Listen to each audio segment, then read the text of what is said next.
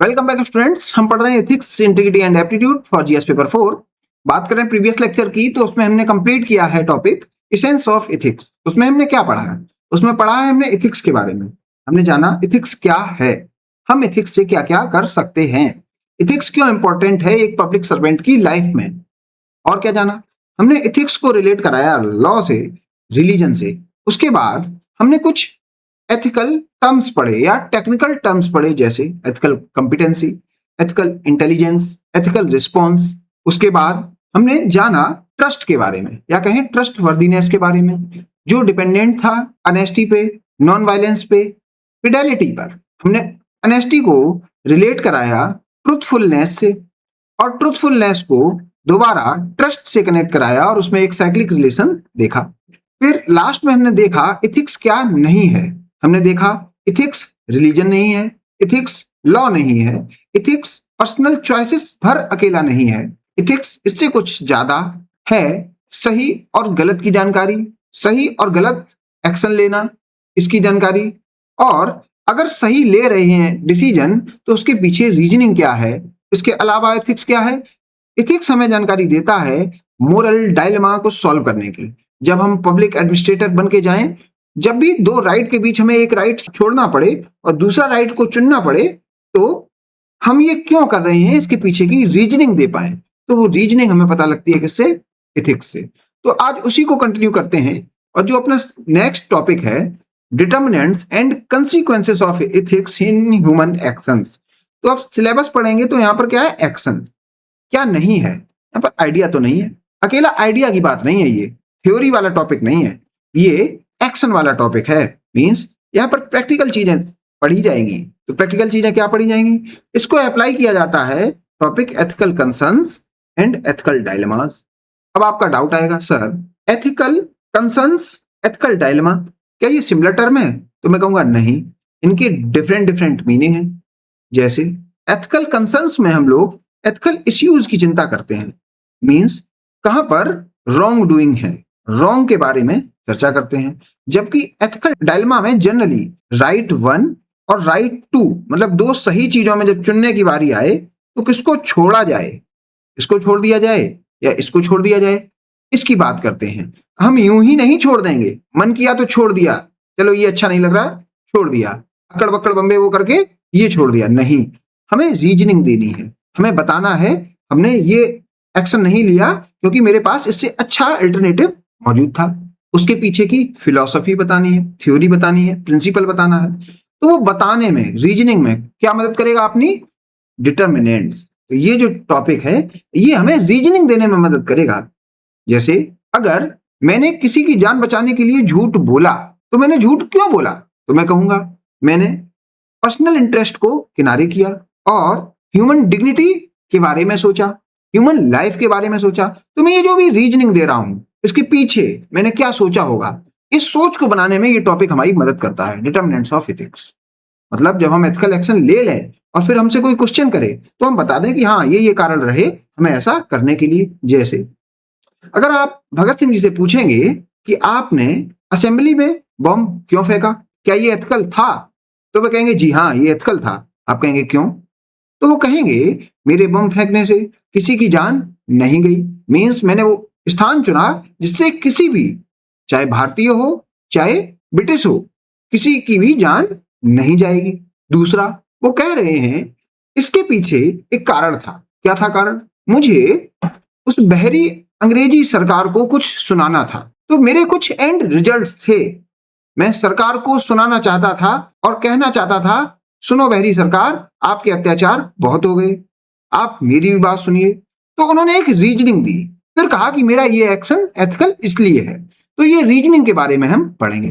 तो ethical action के कुछ कंसीक्वेंसेस होते हैं, कंसीक्वेंसेस ऑफ एथिकल एक्शन। तो ये जो टॉपिक है कंसीक्वेंसेस ऑफ एथिक्स, ये एथिकल एक्शंस के बाद की कहानी है कि हमें एथिकल एक्शन से क्या मिला, हमारी पर्सनल लाइफ पर और प्रोफेशनल लाइफ पर क्या इफेक्ट है।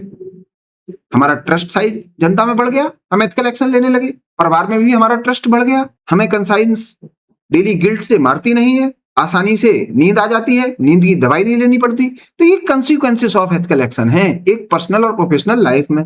जबकि हमने एथिकल एक्शन क्यों लिया, हमने कैसे डिटरमाइन किया, हमने कैसे फिक्स किया, हमने कैसे जाना कि यही एक्शन एथिकल है, इसकी जानकारी मिलती है डिटरमिनेंट ऑफ एथिक्स से। तो हिंदी में कहें, तुम्हारे नीतिगत फैसले लेने का आधार, आधार का अगर इंग्लिश देखें तो बेस, फाउंडेशन क्या है इस एक्शन के पीछे, रीजनिंग क्या है इस एक्शन के पीछे।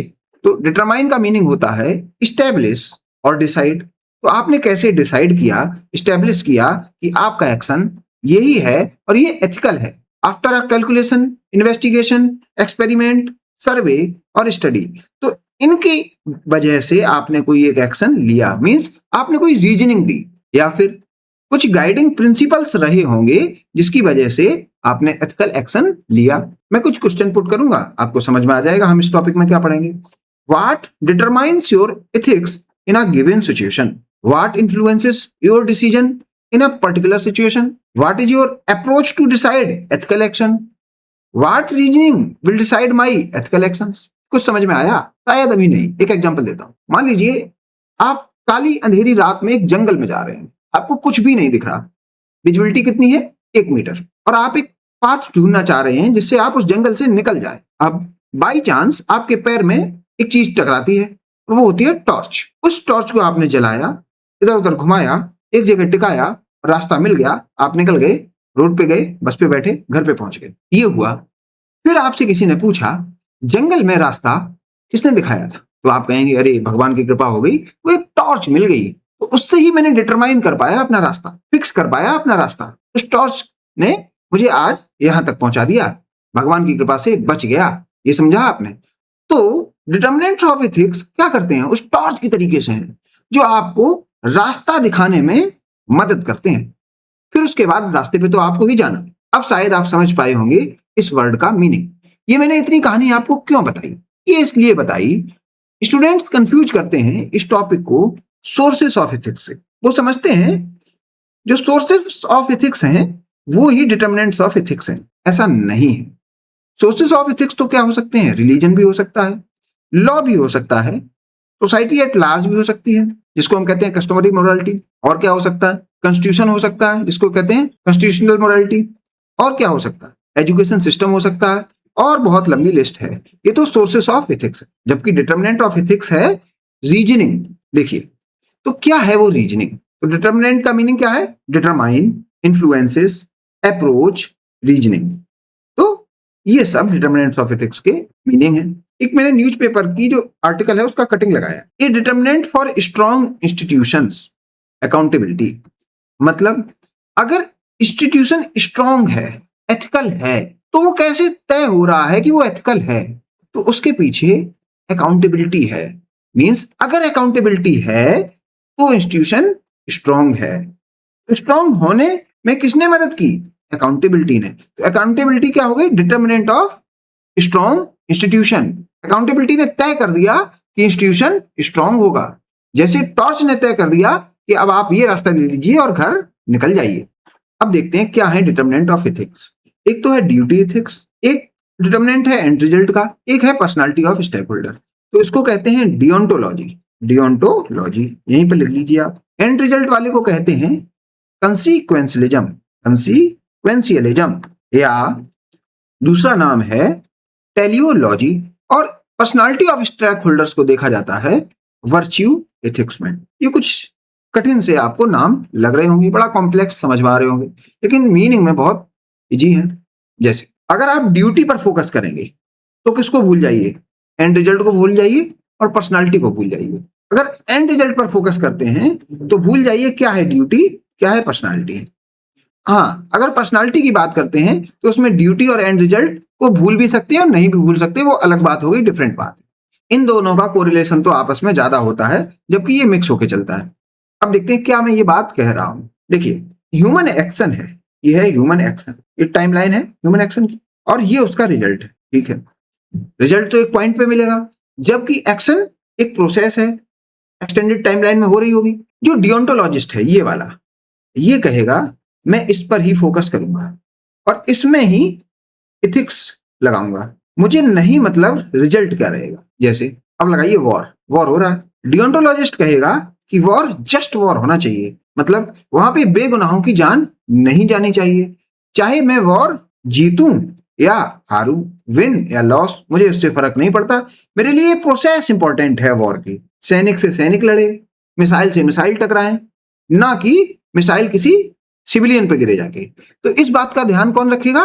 जो ड्यूटी इथिक्स फॉलो करता है। तो अगर मान लीजिए आप एक आर्मी जनरल हैं और आपका आर्मी युद्ध हार जाती है, तो आप रीजनिंग क्या देंगे कि ऐसा क्यों हुआ? तो आप कहेंगे मेरे एथिकल डिसीजंस के पीछे मेरी ड्यूटी इथिक्स थी, मैं नहीं ले सकता था सिविलियंस की जान, जबकि सामने वाली सेना अटैक कर रही थी सिविलियंस पर। तो सामने वाली सेना में जो जनरल था वो कैसा था? टेलियोलॉजिस्ट। वो कह रहा था जान किसी की जाए, उसमें एथिक्स मत देखिए, इसमें एथिक्स मत देखिए, जो भी एंड रिजल्ट है वो अच्छा आए, वो ही एथिकल होता है। अंग्रेज वायलेंस से भागे या नॉन वायलेंस से भागे, लेकिन भाग जाएं। जब भाग जाएंगे वही हमारे लिए एथिक्स है। तो समझिए, ड्यूटी एथिक्स वाला प्रोसेस पर बहुत फोकस करता है, एंड रिजल्ट वाला रिजल्ट पर बहुत फोकस करता है। ये राइटनेस की बात बहुत करता है, ये गुडनेस की बात बहुत करता है। तो ये फोकस किस पर करेगा? What is my moral duty? क्या मुझे सिटीजन्स को मारना चाहिए, मुझे सिविलियंस को मारना चाहिए, या बस मिलिट्री को टारगेट करना चाहिए? Do what is right and just because it is the right thing to do. तो ये किस पर फोकस कर रहे हैं? राइट पर। जैसे मैंने कहा राइट पर। इसका एक अच्छा सा एग्जाम्पल गांधी जी। गांधी जी कह रहे थे सत्याग्रह करिए, तो ये लाइन होगी सत्याग्रह की, करते रहिए, और उसमें नॉन वायलेंस रखिए, नॉन वायलेंस। और वो कब तक करना है पता नहीं, क्या इससे फ्रीडम मिलेगी या नहीं। तो गांधी जी कहते थे जब आप इसको बहुत मन से कर लेंगे तो ये तो मिल ही जाएगा, ये कहां जा रहा है, इसके लिए क्यों चिंतित होते हो, पहले तो प्रोसेस पर ध्यान दीजिए।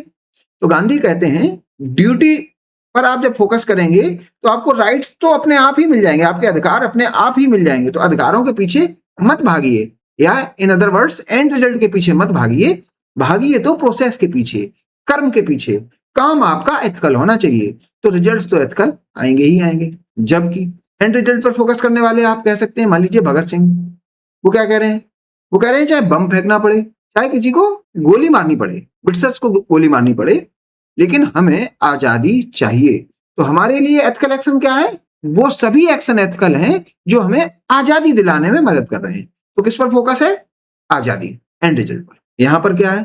Personality of stakeholders. यहां पर वर्च्यू की बात आती है कि आप एक इंडिविजुअल के अंदर क्या वैल्यूज हैं, आपके अंदर जो वैल्यूज होंगी वैसे ही आप एक्शंस लेंगे।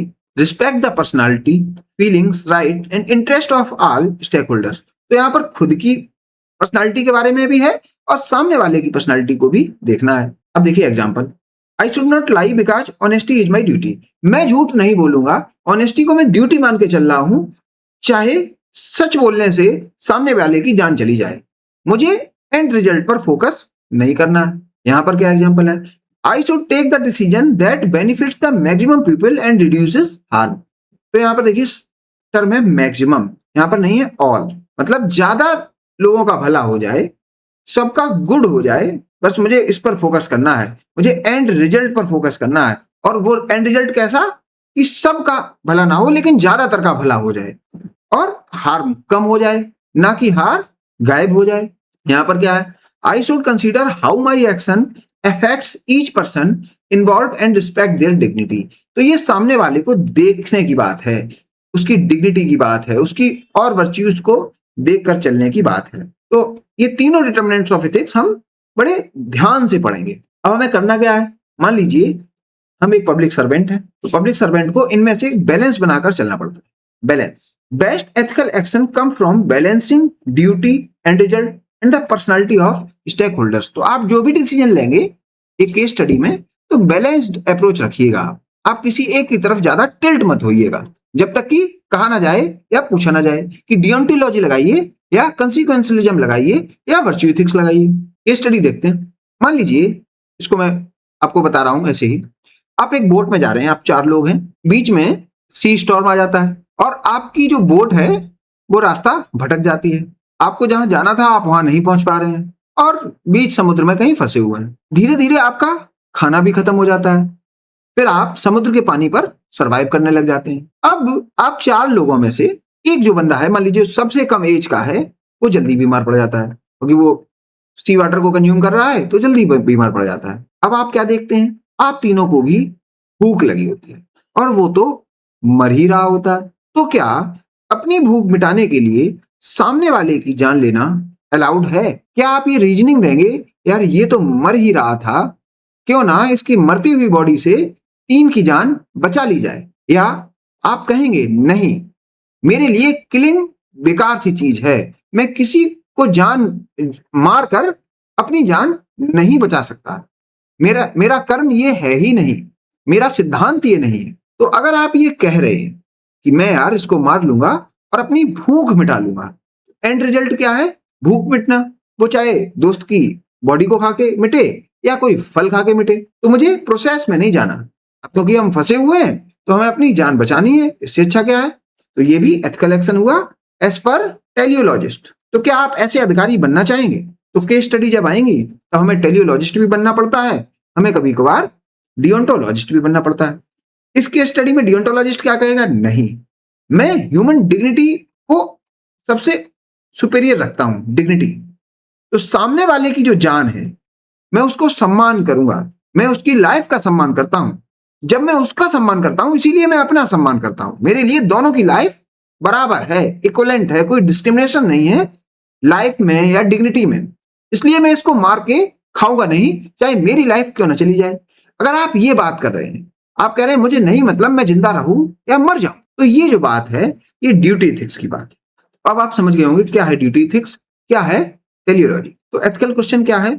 Was the survival of 3 men that is and, तो 3 का अगर जिंदा रहना है मींस एंड यही है, enough to justify the murder of 1 that is the means, तो मींस ये हो जाए मर्डर ऑफ 1 और एंड मिल जाए 3 लोगों की जिंदगी, तो क्या आप करेंगे? While some justify the sacrifice for survival, तो कुछ लोग आप लोगों में ही ये कहेंगे हाँ चलेगा ये एथिकल है।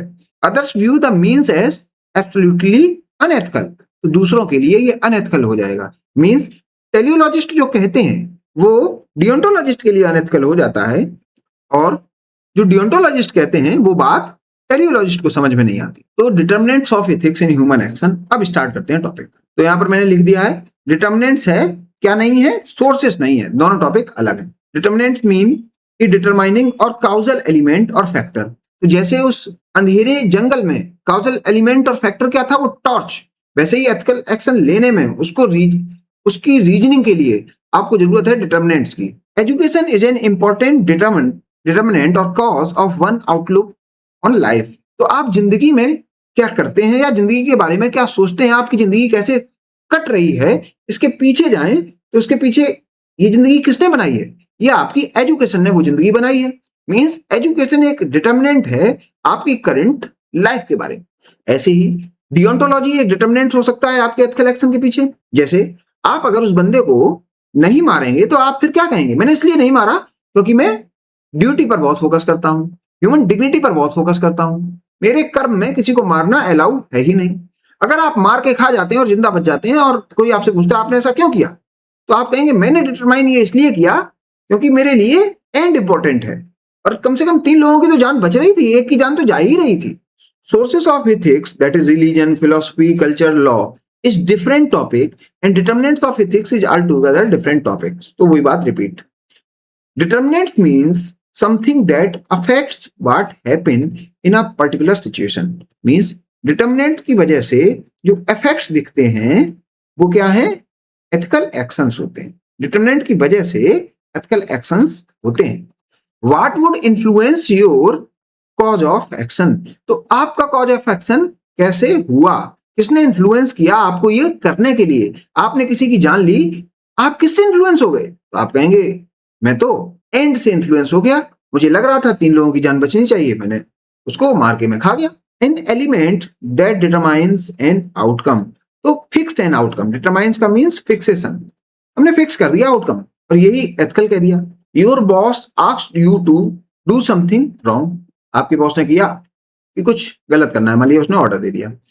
What will you determine decide in that action, अगर उसने गलत करने के लिए कहा तो आपका डिसीजन क्या होगा? उसको कहा जाता है डिटर्मिनेंट्स ऑफ एथिक्स। क्या आप वो कर देंगे तो उसके पीछे रीजनिंग क्या होगी? क्या आप इसको नहीं करेंगे तो रीजनिंग क्या है? तो आपका जजमेंट किन प्रिंसिपल्स पर प्रिमाइज्ड है, आपका डिसीजन किन प्रिंसिपल पर बेस्ड है, वो आपको बताना पड़ता है। और कहें द कॉज ऑफ समथिंग और द रूट ऑफ समथिंग, तो डिटर्मिनेंट क्या है? कॉज ऑफ समथिंग या रूट ऑफ समथिंग, जिसकी वजह से कुछ हो पा रहा है। From where you got the sense of right and wrong. In context of this GS paper 4, ethics is about right and wrong, and determinants of ethics is all about what determines right and wrong in a given situation. तो indirectly कहें, इस GS paper 4 में जो most important topic है वो यही है, determinants of ethics. क्योंकि इथिक्स तो राइट एंड रॉन्ग की कहानी है, लेकिन राइट एंड रॉन्ग तक कैसे पहुंचा जाए वो कौन बताता है? Determinants of ethics. What should determine और guide my course of action in a given situation. तो कैसे तय हो कि मैं क्या करूं, ये बताता है determinants of ethics. Note, ethical decision making is a continuous learning process. There are often no right answers, only imperfect solutions that require constant refinements of one's understanding of values, consequences and duties. देखिए होता क्या है, हम right और wrong को ढूंढने में लग जाते हैं, जबकि हमेशा कोई एब्सोल्यूट राइट होता नहीं है। तो मोरल डायलेमा जब भी आए तो हमें इम्परफेक्ट सॉल्यूशन ही मिलते हैं, और इम्परफेक्ट सॉल्यूशन को हमें रियलिटी मान लेना चाहिए, और इम्परफेक्ट सॉल्यूशन को रिफाइन करते रहना चाहिए ड्यूटीज के बेसिस पर, कंसीक्वेंसेस के बेसिस पर और वैल्यूज के बेसिस पर। मींस इम्परफेक्ट सॉल्यूशन जो हमें मिलेंगे वो मिलेंगे किसके बेसिस पर? डिटर्मिनेंट ऑफ इथिक्स के बेसिस पर। तो ये जो टॉपिक है ये केस स्टडी पर लगेगा और हमें क्या देगा? ये इम्परफेक्ट सॉल्यूशंस, ना कि राइट आंसर्स। देखिए एक एग्जांपल है यहाँ पर जिससे आपको पता लगेगा क्या होता है डिफरेंस सोर्सेस ऑफ एथिक्स और डिटर्मिनेंट्स ऑफ एथिक्स। यहाँ पर मैं बताता हूँ इसमें क्या लिखा हुआ है। मान लीजिए आप कोई रिलीजन आर फॉलो कर रहे हैं और आप एथिक्स के बारे में कुछ भी नहीं जानते। उस रिलीजन में लिख दिया गया है चोरी करना पाप है, चोरी इज इक्वल टू पाप, ये रिलीजन में लिखा है। क्योंकि आप एक बिलीवर हैं तो आप ये फॉलो कर रहे हैं। मीन्स आपकी जो एक्ट है वो इनडायरेक्टली एथिकल इसलिए हो जा रही है क्योंकि कुछ कॉमन एरियाज हैं उस रिलीजन में और एथिक्स में। मींस यहां पर रिलीजन क्या हो गया?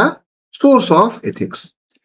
जबकि दूसरा केस देखते हैं, यहां पर रिलीजियस बिलीफ्स हैं, उसके बाद एक पर्सन है, उसकी कुछ पर्सनल मोरालिटी है, उसके बाद उसका कुछ एक्शन है। तो इसके जो एथिकल एक्शंस हैं उसको डिटरमाइन कौन कर रहा है? उसकी पर्सनल मोरालिटी। मींस उसे नॉलेज है मोरालिटी की। पिछले केस में शायद नॉलेज नहीं थी, यहां पर मोरालिटी की नॉलेज है, और मोरालिटी कहीं ना कहीं इन्फ्लुएंस हो रही है एक रिलीजन से, लेकिन जो एक्शन है वो डायरेक्टली डिपेंडेंट है पर्सनल मोरालिटी पर। तो यहां पर बात आई डिटर्मिनेंट्स ऑफ एथिक्स की और यहां पर बात आई sources of ethics.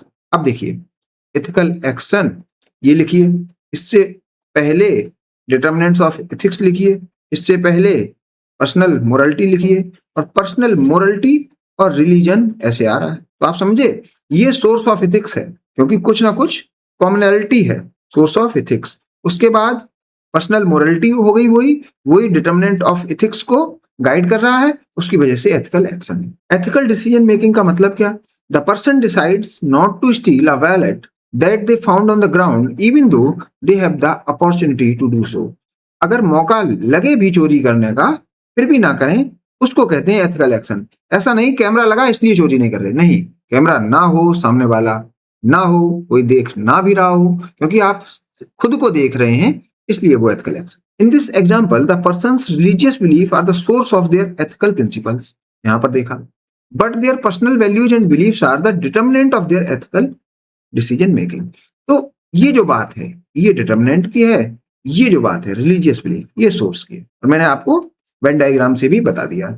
Determinants of ethics are often influenced by source of ethics. मैंने जैसे बताया आपको, एक लाइन में ही चल रहे हैं। For example, a person's religious beliefs may influence their personal value and beliefs which in turn may influence their ethical decision making. मैंने जैसे बताया प्रीवियस एग्जांपल में। However, determinants of ethics can also be influenced by other factor. तो determinants of ethics है, यहाँ पर मैंने जो पीछे बताया था मोरालिटी, उससे पहले मैंने रिलीजन बताया था। यहाँ पर क्या हो सकता है determinants of ethics? Education, society, ideology, बहुत सारी वजहों से डिटरमाइन होता है, such as social and cultural norms, education, upbringing and personal experience. तो डिटर्मिनेंट्स ऑफ एथिक्स जो है वो बहुत सारी चीजों पर डिपेंड करता है। उसमें एक तो रिलीजन है जो खुद में सोर्स ऑफ एथिक्स है, और बहुत सारे sources of ethics determinants of ethics को इन्फ्लुएंस करते हैं। अब एक केस स्टडी है जो 2013 में पूछी गई थी, फेवरेटिज्म इन जॉब रिक्रूटमेंट। इसको पहले पढ़ेंगे, उसके बाद स्टार्ट करेंगे 3 types of determinants in case of deciding ethical path of action, deontology, virtue ethics और टेलियोलॉजी। स्टार्ट करेंगे डियोंटोलॉजी से। तो आप ये केस स्टडी अभी पढ़ लीजिए। नेक्स्ट लेक्चर में हम स्टार्ट करेंगे डियोंटोलॉजी, और नेक्स्ट लेक्चर में ही इसको पढ़ा जाएगा और इसको कनेक्ट कराया जाएगा इन सब डिटर्मिनेंट्स ऑफ एथिक्स से, या कहें deontology, teleology as well as virtue ethics. मैं बार बार इनको इसलिए बोल रहा हूं कि आपको याद हो जाए। तो मिलते हैं नेक्स्ट लेक्चर में। Keep learning. Thank you.